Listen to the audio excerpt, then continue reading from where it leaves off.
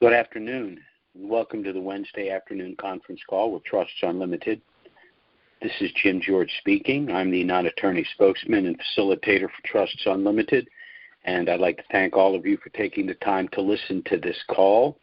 Today is May 31st. We're approaching June very rapidly, and I think things are going to start happening to our liking in June.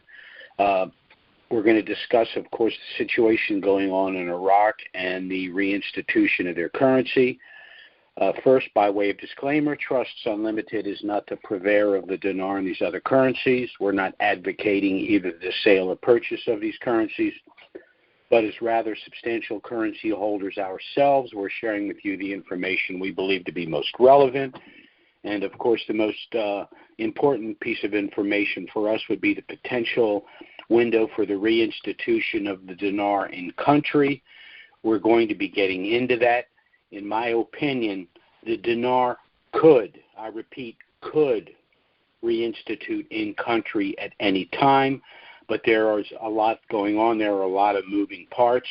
There are a number of possible scenarios, but of course one of the scenarios is the reinstitution of the dinar at a slight premium over the dollar.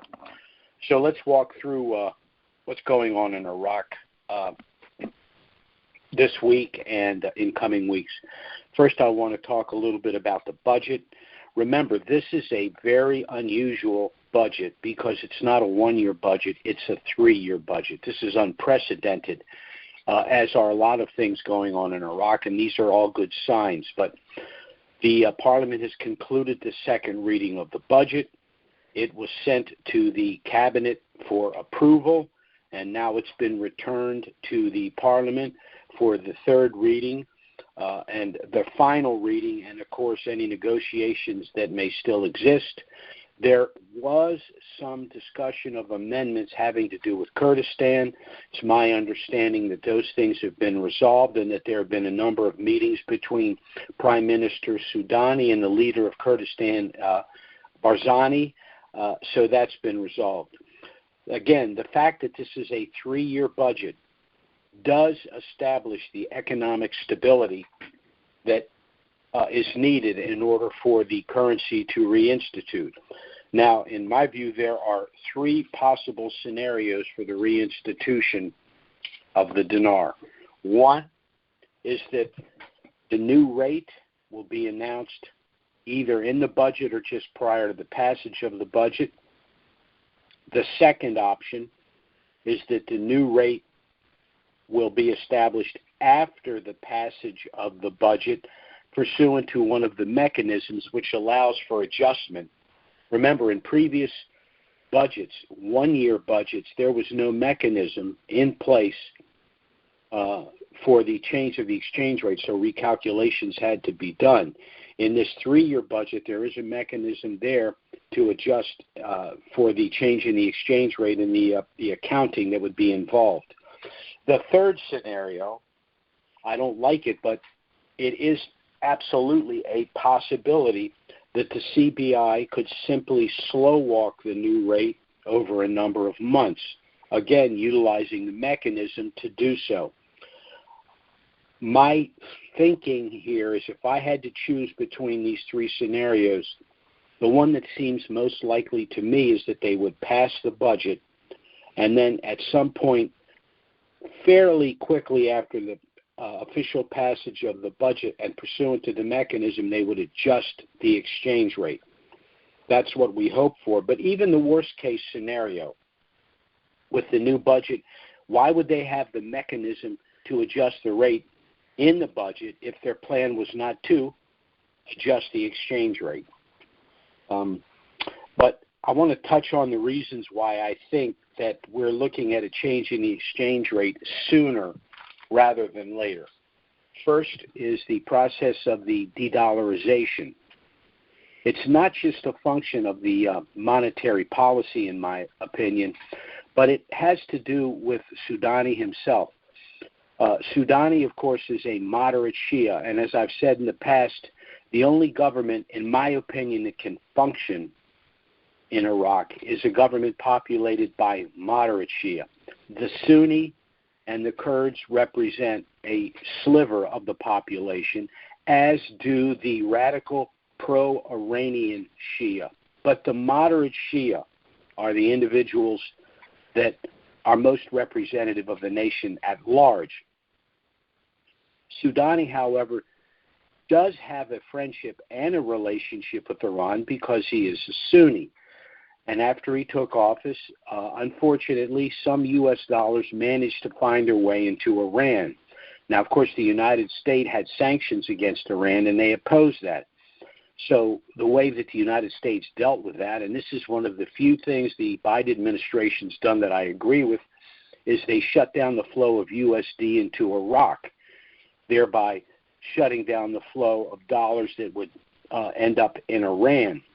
As a result, Iran will not get that flow of dollars, which is good, but also it actually gave Iraq the nudge they needed to move toward the reinstatement by de-dollarizing in the nation. Now, the cabinet's involved in this as well. The Minister of Finance has banned the use of the USD in business transactions in country, stating that a first offense would result in a fine, but that a second offense would result in a substantial fine and possible imprisonment. So they're not playing. They want to utilize their own currency in country. They've also temporarily frozen the use of the electronic payment cards, and now they said it was going to be a couple of days. I believe it's closer to 10 days now. The only plausible explanation for this, in my opinion, is that it's an accounting move. And an accounting move means a change in the exchange rate. Lastly, the CBI did release a statement announcing that they expect the release of the new category small notes very shortly. So that's all important. Now, there's something else going on in the Middle East as well. Two things that Iraq has done which also point to a change in the exchange rate. First, a substantial additional purchase of gold reserves. The purpose of the gold reserves is to provide value to their currency and to stay in compliance with Basel IV. But the other thing that's important is Iraq will be joining the BRICS nations.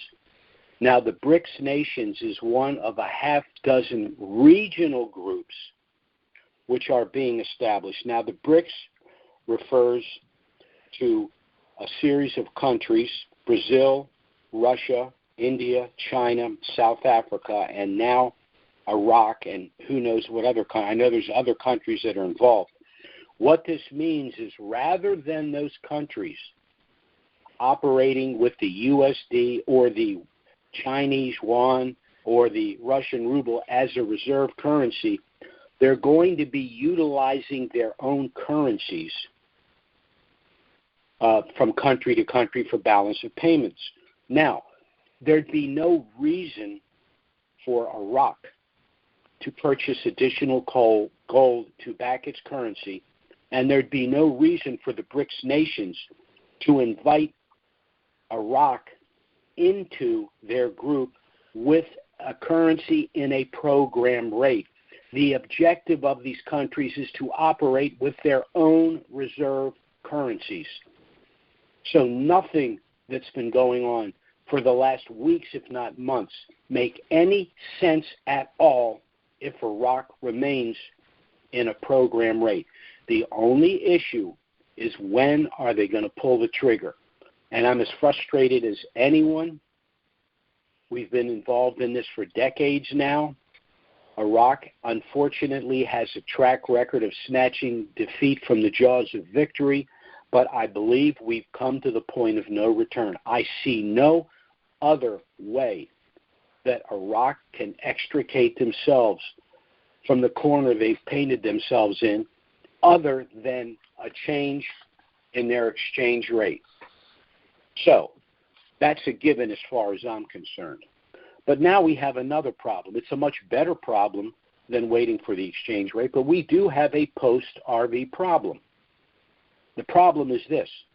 The Biden administration is literally destroying the U.S. dollar, both domestically and internationally.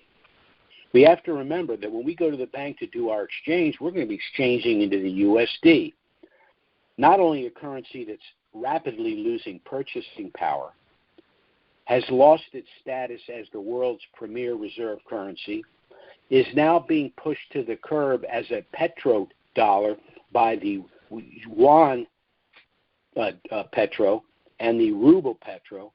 But now we have a currency that might be transitioning into a central bank digital currency, which is the loss of control of our wealth.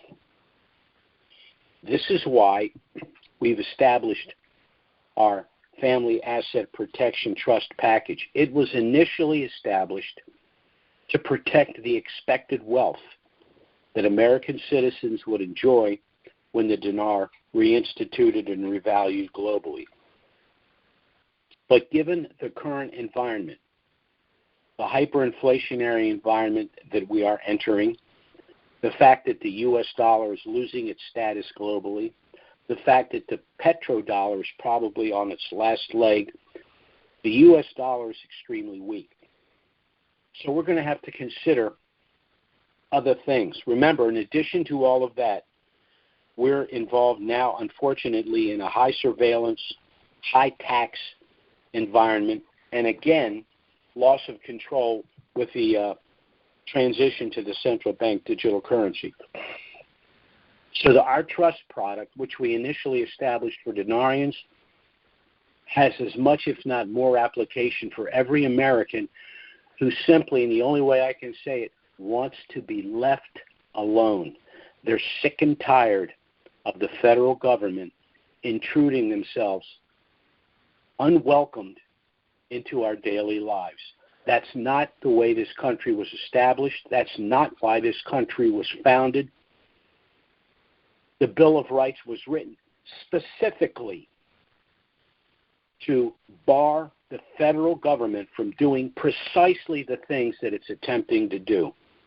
So let's talk about a little bit about what the trust package can do for an American citizen, whether that individual is a holder of dinar and some of these other pre-valued currencies or not.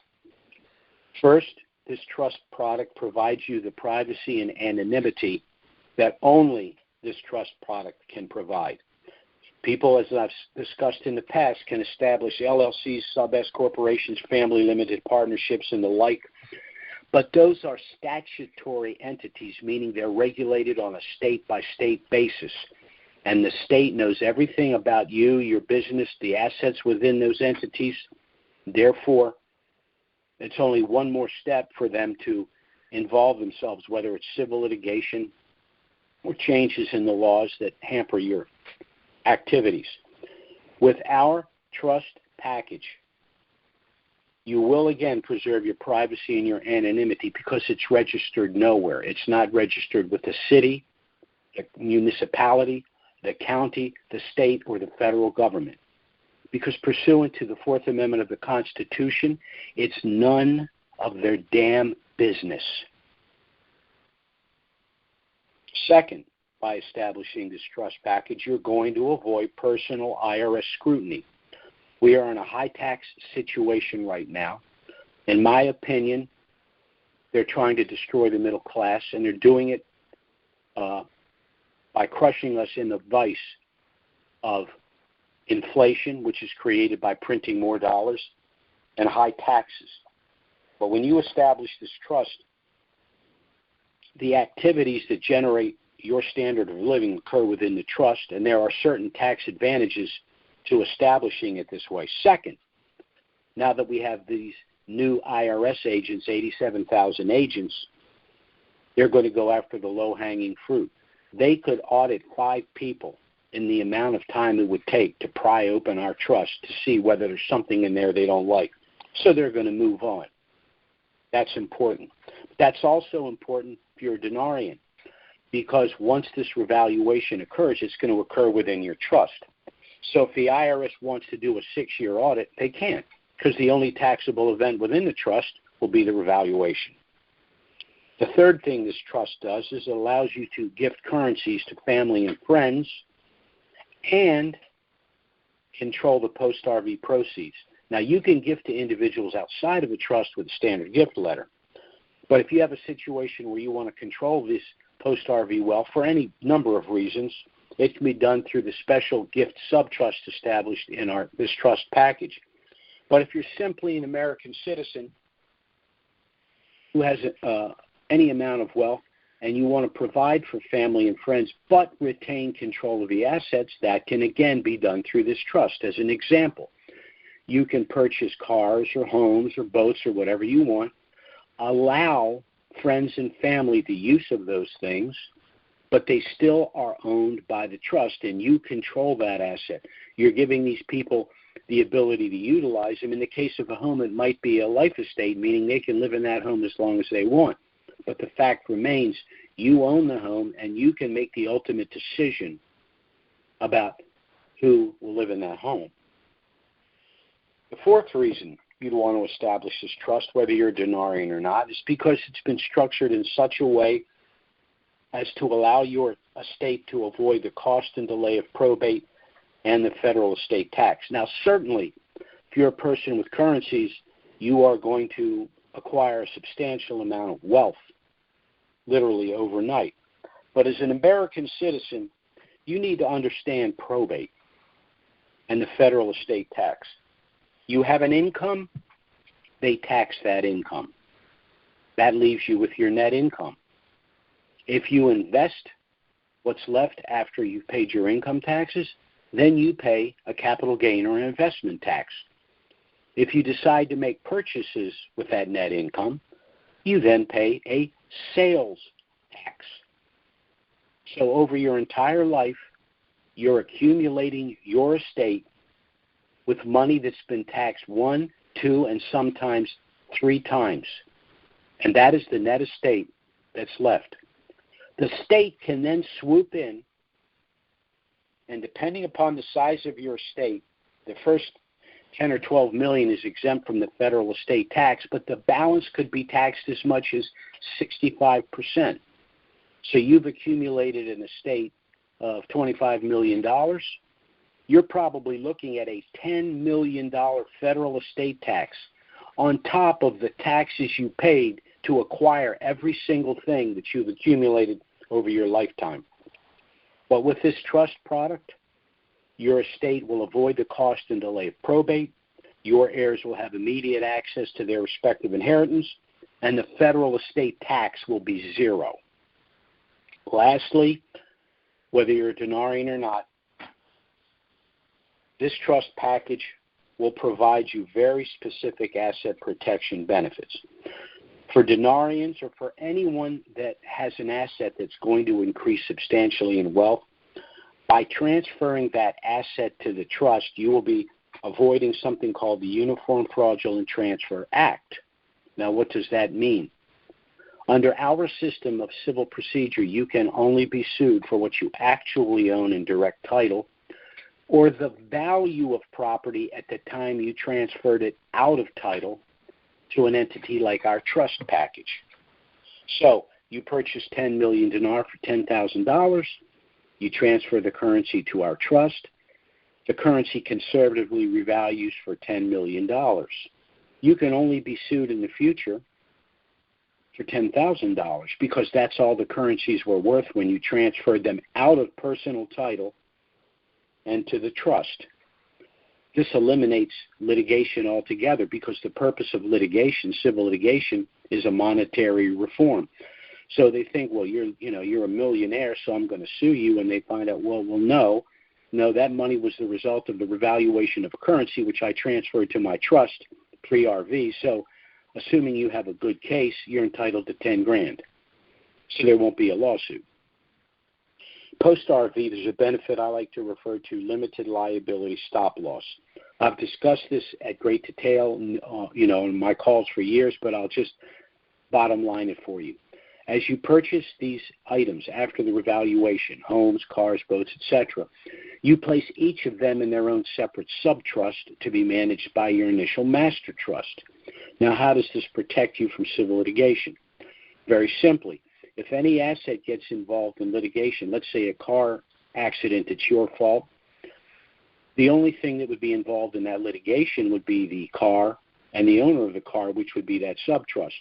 All of your other assets are safely protected in the other subtrusts, which under the law are separate legal entities or persons having nothing to do with that accident.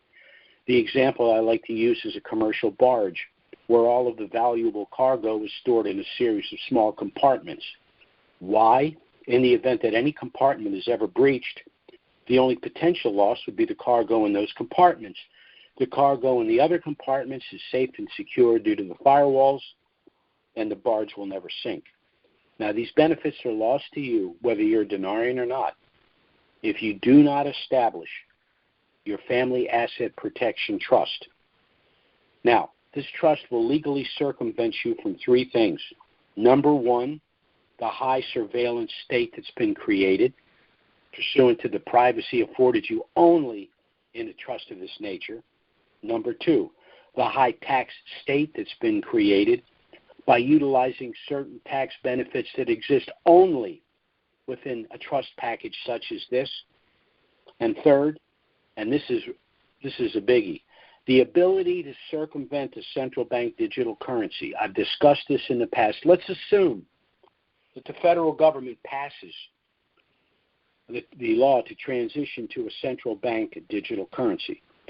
Well, the states, the several states, constitutionally have the right to establish their own currencies, even if they're digital currencies, which means that you can take the portion of your wealth that you need for liquidity purposes to keep in a bank. You can go to those states like Arizona, Texas, Montana, states that are in the process of establishing a state central bank, a state digital currency. You put your money in those banks, you have credit cards and ATM cards, so you can function as you wish, and you have circumvented the central bank digital currency, the social credit score system they're establishing, their ability to freeze your money, all of the nonsense that they're trying to pull. I've always argued that a central bank digital currency is blatantly unconstitutional because it's a violation of our right to privacy. But that's not how the left works in this country. They keep throwing up against the wall, hoping some of it will stick. So the best thing to do is, if there's a legitimate and legal way to circumvent and avoid it, utilize it. And that's what I'm going to do. I've got my currencies in my trust. I'm going to go to the bank. I'm going to negotiate my exchange. I'm going to transition as much as I can to tangible assets like real estate investment trusts. That's just one example. It's like a mutual fund, but invests in real estate. Now, it does pay a dividend. I'll have that dividend payable to my Texas or Arizona or a Montana State Bank, and that money will be available to me. It'll be outside of the central bank digital currency system. Whether you're a Dinarian or not, if you're a person of means, or you're a person who believes they will be a person of means, or you're a person who simply resents the intrusion of the federal government into your private daily affairs, then you can utilize these tools and just say, I'm just not playing your game. We're not doing this. I'm going to live my life the way I want to live it. I'm going to exercise my constitutional right to be left alone. And this is how this is going to work. Now, I want to tell you a little bit about Trust Unlimited and our trust package. And again, whether you're a Dinarian or not, why you should seriously consider contacting us to get our initial no-obligation package. The package does contain everything you need if you wish to proceed, but you're under no obligation to do so. Our trust package was authored by our attorney, Robert Bly. He's been a practicing attorney for 40 years, specializing in the areas of estate planning, offshore planning, and asset protection. I myself hold degrees in political science, macroeconomics, and finance. I've worked in these areas for nearly 40 years. I, along with my clients, were personally involved in the reinstatement of the Kuwaiti dinar in the early 90s. So between the two of us, Robert Bly and I have 80 years' experience working precisely in these areas, and I frankly know of no firm that can make that claim. Now, under our system of civil litigation, It's when you hold assets in direct title that you can lose control of them. And unfortunately, it's at precisely those times in life that you need and want control. If you've lived for any length of time, you've either experienced in your own life or through friends and family things like unexpected divorce, permanent incapacitation, the onset of dementia, premature death and prolonged and complicated probate processes. Then there are investment losses, business losses, and even bankruptcies. The number two reason for the loss of wealth today, courtesy of the information age, is identity theft. But the number one loss of personal wealth remains confiscation through civil litigation. Anything you own in direct title can be taken from you. So in point of fact, the only way that you can manage, protect, and control everything at all times and in all circumstances is through the establishment of a package of irrevocable trusts, and particularly if you have an asset like these currencies that you anticipate a substantial increase in value. And we at Trusts Unlimited will do everything we can to help you accomplish your personal and financial objectives, both pre and post-RV, as we understand it. Now, our trust package is initially a package of 10 trusts consisting of one master trust that will hold your assigned currencies pre-RV and financial assets like bank accounts and investment accounts post-RV, and has the authority to manage the sub-trusts. One optional gift sub-trust, if you wish to gift currencies to family and friends and manage the post-RV proceeds, but which sub-trust can be converted at any time to a standard sub-trust, along with the 8 additional standard sub-trusts to hold physical assets like homes, cars, boats, etc. Now, this trust package was the simplification of a trust package that we've utilized in the past for our more affluent clients, package that had an initial cost of anywhere from $6,000 to $10,000. But when we decided to work with Dinarians, we knew that that price tag would be unaffordable for too many, so we simplified the package in order to make it affordable. In so doing, we've been able to reduce the cost to $3,000. Now, you can pay us in a number of ways. Pay us up front, we'll discount the price further to $2,500, saving you an additional $500. If that's not possible, we even have a deferred payment arrangement.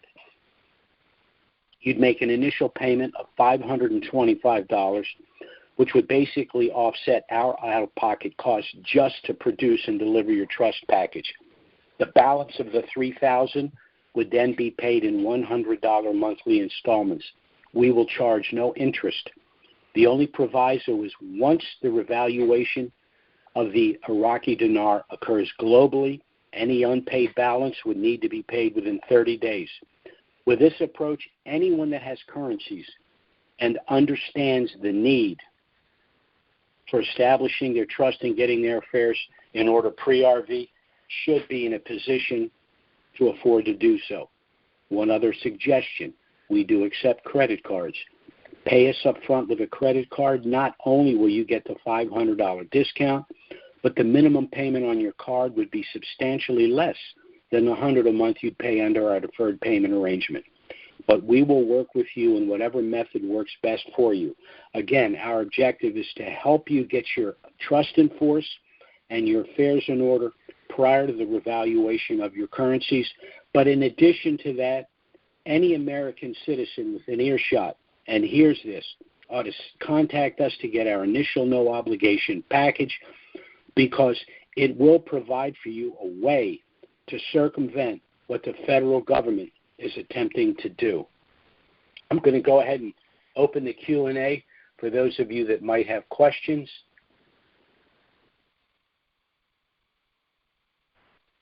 While I'm waiting for any questions, I'd like to give you our contact information. If you'd like to get our initial no-obligation package, you can contact us either by email or phone. Again, while the package does contain everything you need, should you wish to proceed, you're under no obligation to do so. The package has a lot of information about trusts, about currencies, about the revaluation. You can review the package. Contact us if you have any questions. We'll be happy to assist you, and there will be no consultation fee. Our website is trustswithunlimitedllc.com.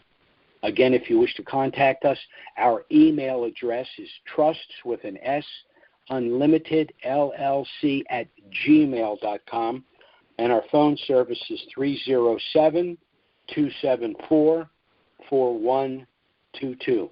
Again, thanks so much for taking the time to listen to this call, and we're going to get into the Q&A now. Our first caller is area code 808. That's 808. Go ahead. Oh, my gosh. Hi, Jim. How are you? Daisy from Hawaii. I'm doing great.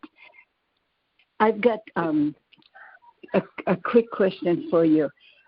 When I do that so-called promissory note, do I have to put what which what you call currency I'm using? No. Do I have to put that on there? No. Just the dollar amount. No. The promissory note simply is a promise to pay the balance due if you're using the deferred payment plan. You do not have to put anything about the currency in it at all. Okay, wrong letter. The one that I want to gift, the gifting one. Oh, in the gift, if you're gifting currencies, you have to put an amount. The amount, but do I have to put what currency? Yes, dinar you would put 1,000,000 dinar, 1,000,000 dong. But remember, in our gifting language, we said you would be gifting up to that amount. The reason we put that in there, the reason that's there, it's a sliding scale. You're gifting someone 1,000,000 dinar because you think you're going to get $3 for it. Well, you go to the bank and you get $5 for it. Well, you decide, well, I'm not going to give them 1,000,000. I'm going to give them 750. So that's why that language is, again, that way. So you have that sliding scale. Right. Okay. All right. That's. I woke up with that question this morning. Okay. Well, so I have to put the. Thank you very much, Jim. You have a great day. You too. Bye-bye now. Bye. Okay, our next caller is area code 843. That's 843. Go ahead. Good afternoon, Jim. As always, thank you for all you do, all you guys have done. I've called in one time before, and I got two questions, one dealing with the dinar and then one dealing with the trust package. Okay. First off, I've been in this thing since I got my dinar across the pond in 2004, and all of us have been through a lot here over the years, and whether you've been in it 6 months or as long as I have or longer than I have, I got to ask, with everything that we've been through, is this it? Are we finally at the door, ready to do this and finally be done with it? Because I'm kind of like it in your shoes a little bit. If it goes to a penny, I'm just ready to get it over and done with. Well, I wouldn't recommend you bail at a penny, but if it goes to but penny, you follow what I'm saying though. Yes, I understand what you're saying. I'm no spring chicken. I really want this thing to be over myself. We've been through a lot, but we have never been in this situation. The situation now is that the government of Iraq, the prime minister, the cabinet, and the parliament, as I said, they've painted themselves into a corner. They are not going to survive. They're going to have,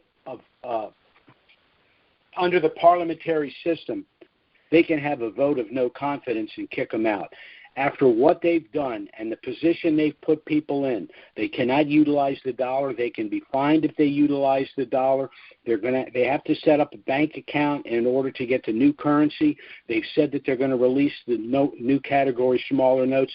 After everything that they've done, if they do not pull the trigger on this, there will be a vote of no confidence. And Sauter, who's been slumbering on the sideline watching this, he's going to go out there and start making statements, and it's going to be Zimbabwe over there.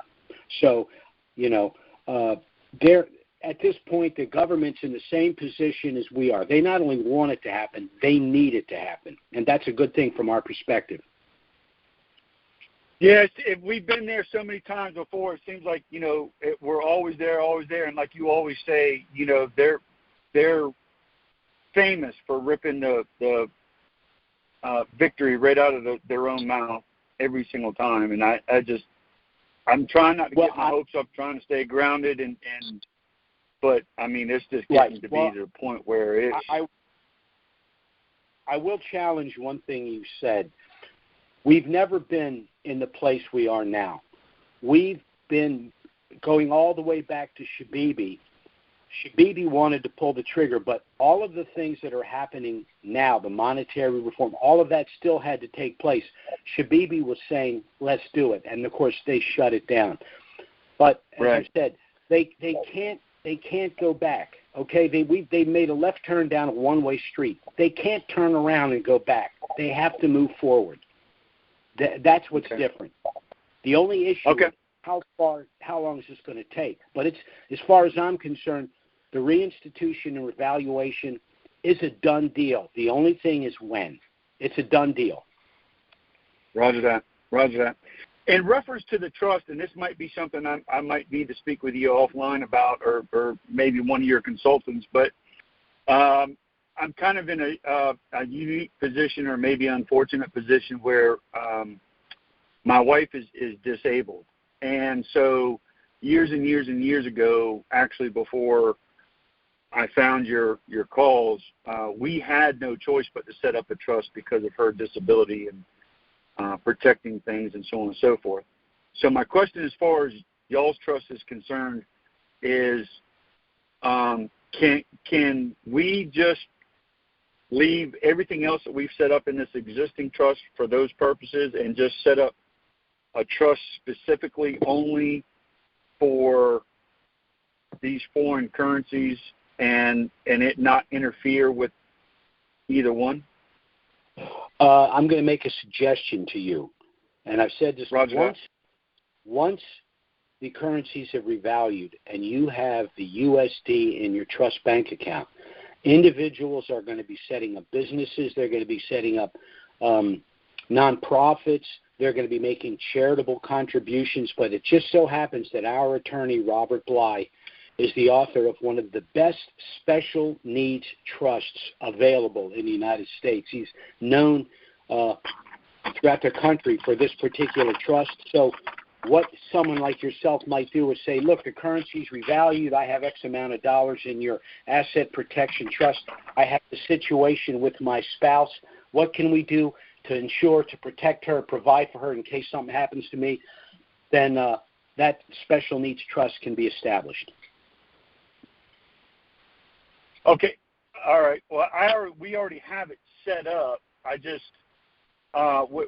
when things happen with my wife, I'm talking about, is it proper, legal, or whatever the terminology is, to have two separate trusts, I guess is the best way to say that. Certainly. One with what we've already... Yeah. You can have as many trusts as you can, just like cars. You can have as many cars as you want. As long as there's an engine in it, it'll go. If the trust is funded, it's functioning. If there's nothing in it, you could create 100 trusts and put nothing in them. That's, so if you create multiple trusts... I just wanted to make sure that they weren't going to interfere with, one of the other trusts, I guess. Absolutely what I was trying to get. Absolutely. Okay. All right. Okay. Thank you again, Jim, for all you do. Have a great day, and I look forward to listening to the rest of the call. Yes, sir. Bye-bye.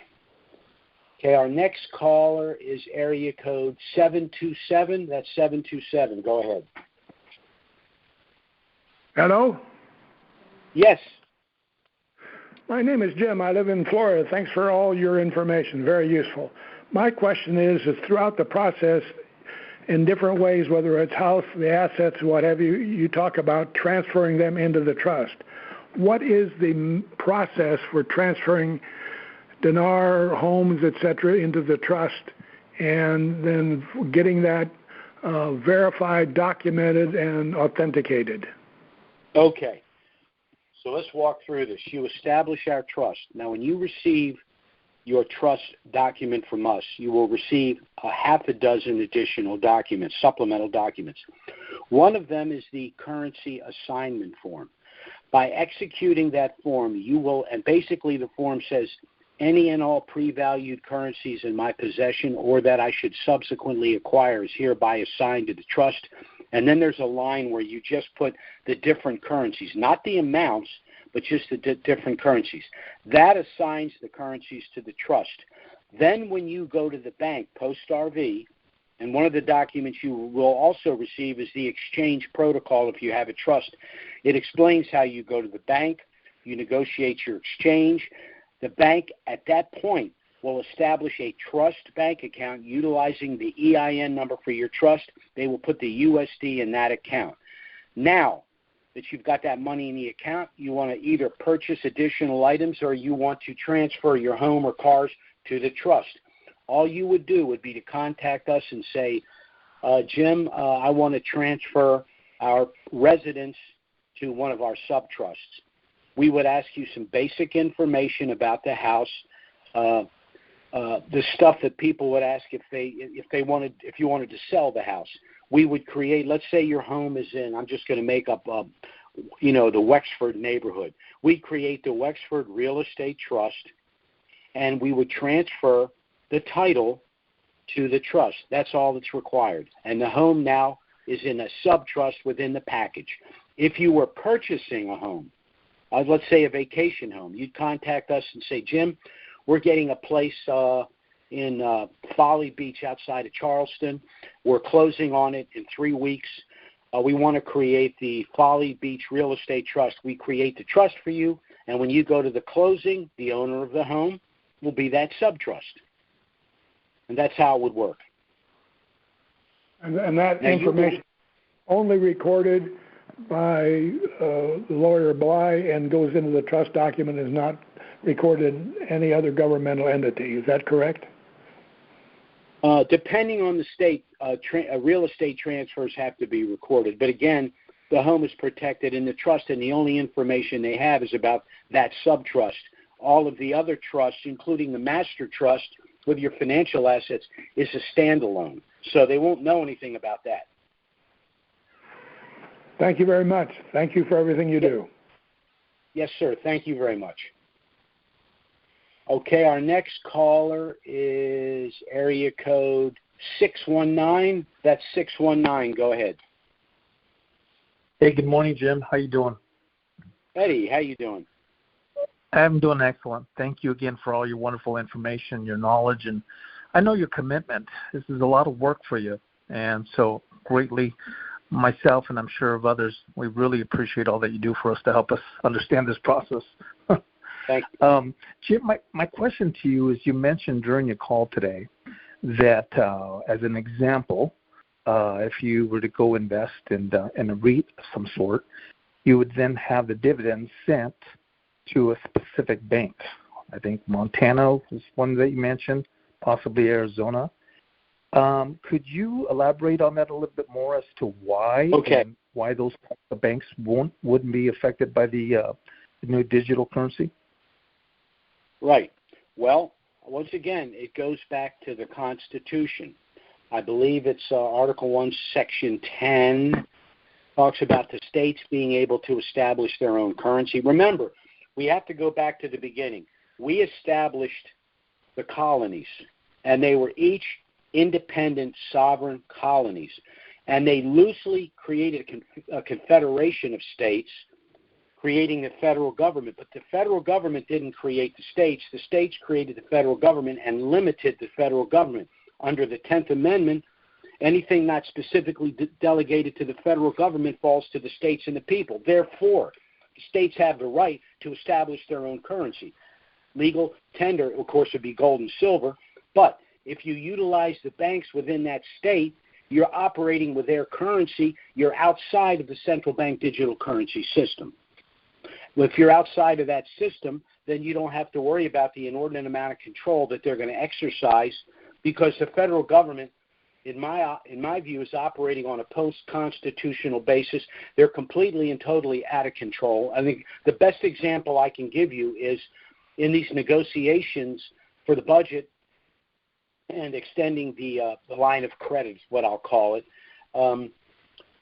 Biden's threatening the 14th Amendment. The 14th Amendment absolutely has no application. The Biden administration has lost every time they've gone to the Supreme Court because what they're doing is unconstitutional. They keep trying, hoping that one day some of this crap will stick, but they can't do what they're trying to do. The 14th Amendment, which was created after the Civil War, basically says we have to honor the nation's debt. However, his proposed increase in spending is not the debt. It's a proposed increase. It's not covered under the 14th Amendment. He knows it.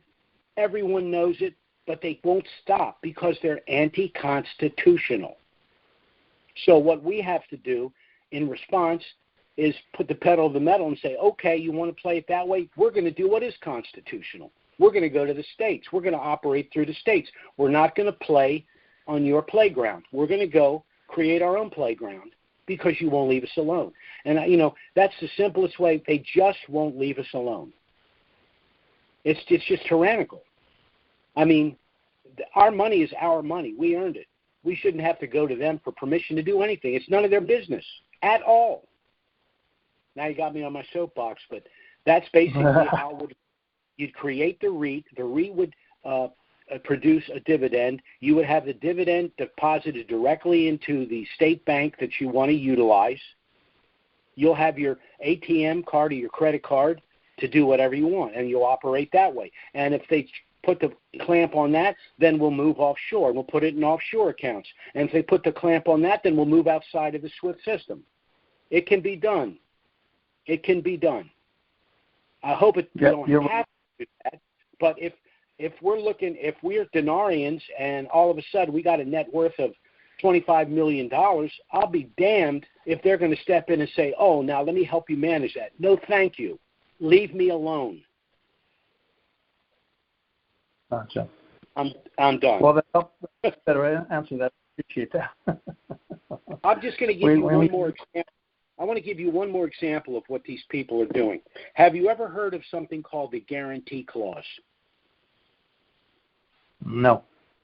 No. The guarantee clause in the Constitution, that's what it's referred to. It's Article 4. I advise everyone to look this up. Article 4, Section 4 of the United States Constitution basically says that the United States shall guarantee to every state in the Union a Republican form of government. What's that mean? We don't have an absolute democracy. We have protection for the minority. And further, it shall protect each state against invasion and domestic violence. What have they done? They've opened the borders and created an invasion of 5 to 6 million undocumented migrants and domestic violence. They're defunding the police. The crime in the inner cities is through the roof. They're just flouting the Constitution in our face.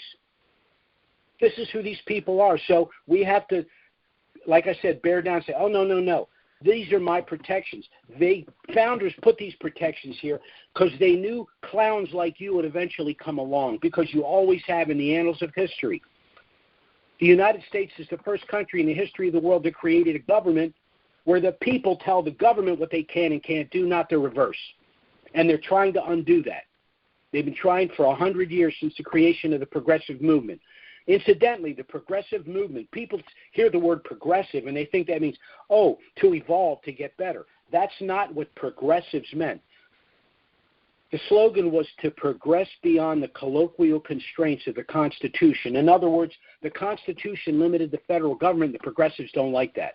Well, that's too damn bad. There's only going to be two kinds of people in this country. People that allow that and people that say, no, I have a constitutional right and I'm going to exercise it. So take a hike. That's where we are. And that's what this trust product will help you accomplish. Jim, thank you as always. You're awesome. Thank you, my friend. You take care. You too. Okay, I got one call. Let's see, a last caller here. Hey, Jim. No? This is Leslie from... Oh, yes, Leslie. I'm sorry. You just slipped in there on me. I'm sorry. Go ahead. Okay. I have two quick questions, or what I think are quick. Sure. The first one is, on the assignment form, are we to enter a numeric figure for the assignment? Nothing. It's supposed to. All it's supposed to say is ITD. Only the currencies that you hold, not the amounts, because the assignment allows for the subsequent purchase of more currency. So it's basically any currencies I have today, tomorrow, or next year, it's all assigned to the trust. All right. So if I made a mistake with that, I have to redo that form, right? If I do that? Well, if you don't plan on buying more currency, you're probably okay. But if you plan on purchasing more, yeah, I already did. So in other words, you now possess more currency than you have in the assignment form. Correct. That's correct. All right. Here's the other thing you can do. In the margin somewhere, you can put additional purchase dinar or whatever it was, the amount, and then you and the trustee would initial that in the margin. That's all you need to do. Okay. Doesn't need to be notarized then. Well, you've already got it notarized. You're amending it in your now, or you can create a second assignment form and just put those amounts in, or just create. As a matter of fact, just go ahead and create another one, but don't put amounts. Just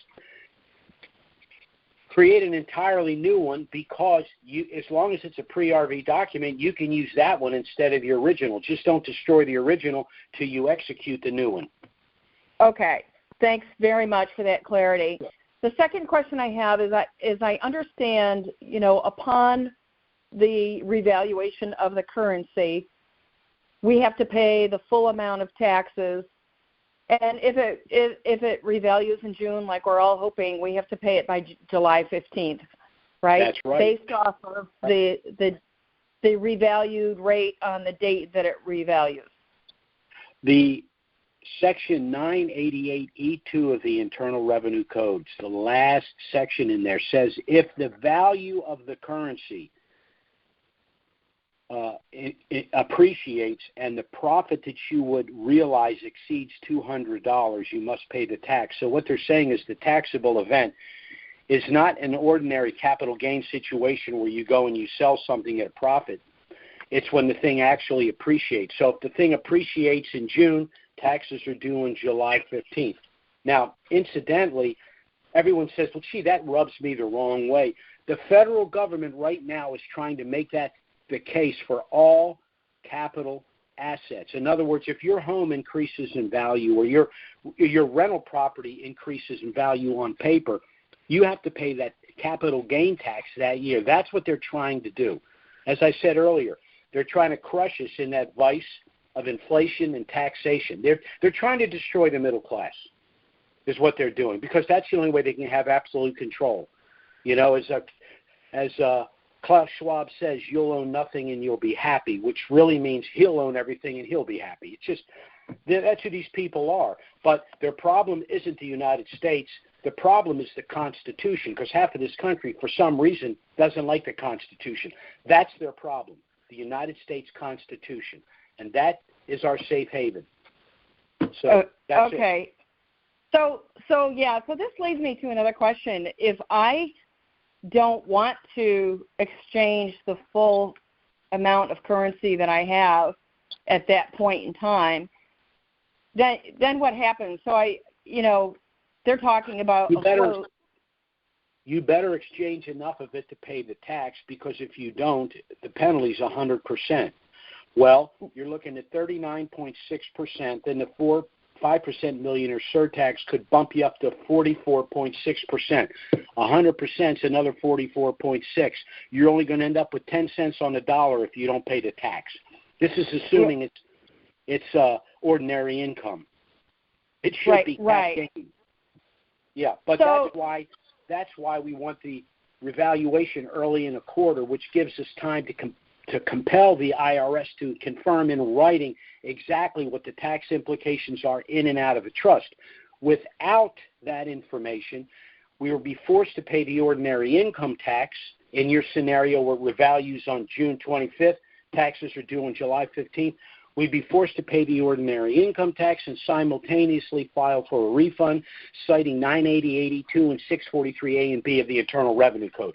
We don't want to have to do that, but we have no choice. So file for a refund. I'm sorry, I missed that part. I didn't quite understand it. File okay. Yeah, go ahead. Okay. absent something clarifying the code, this is an unusual situation, the physical possession of a currency and a program rate. It doesn't specifically address that, although the way we read it, it should be tax cap gain outside of a trust and either cap gain or tax deferred inside of a trust.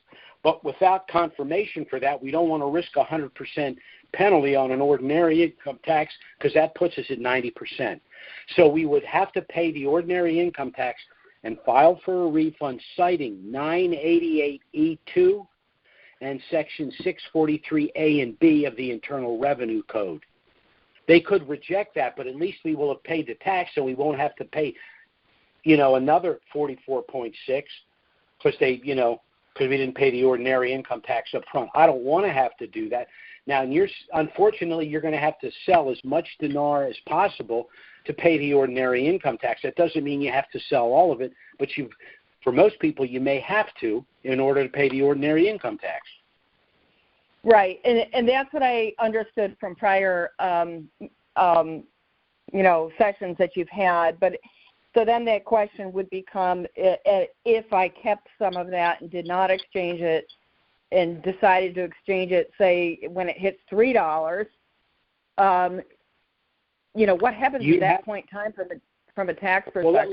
Well, let's take your scenario. Let's say it happens on June 25th, so therefore taxes are due on July 15th, and let's say it's $1. All right, and you're saying this thing's going to $3. I know it.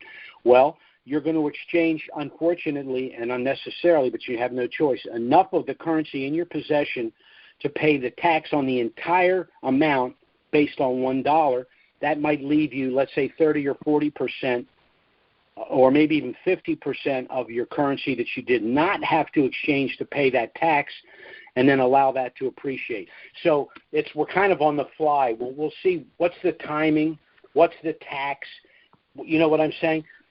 Yeah. But once you hear me all the time. Once we get to the 15th day of the third month of a quarter, say, oh, no way, I don't want it now. I want it next quarter. I mean, forget it. I'll wait 2 months if I have to. I do not want it at the end of a quarter because we're going to get screwed. Right. Okay. All right. Thanks so much. I really appreciate the information that you've provided. Sure, Leslie. You take care. You too. Well, Leslie was our last call for this afternoon. Again, I want to thank all of you for taking the time to listen to this call. The things we've discussed are of interest to you. I strongly suggest you contact us by phone or email to get our initial no-obligation package. Again, it contains everything you need if you wish to proceed, but you're under no obligation to do so. Our next call, of course, will be next Wednesday. Certainly, if something of a dramatic nature were to happen between now and then, we'll try to get out an emergency email and schedule an emergency conference call. But failing that, we'll be back next Wednesday, noon Eastern, 9 a.m. Pacific. Thanks so much for listening, everyone, and have a great week. Bye-bye.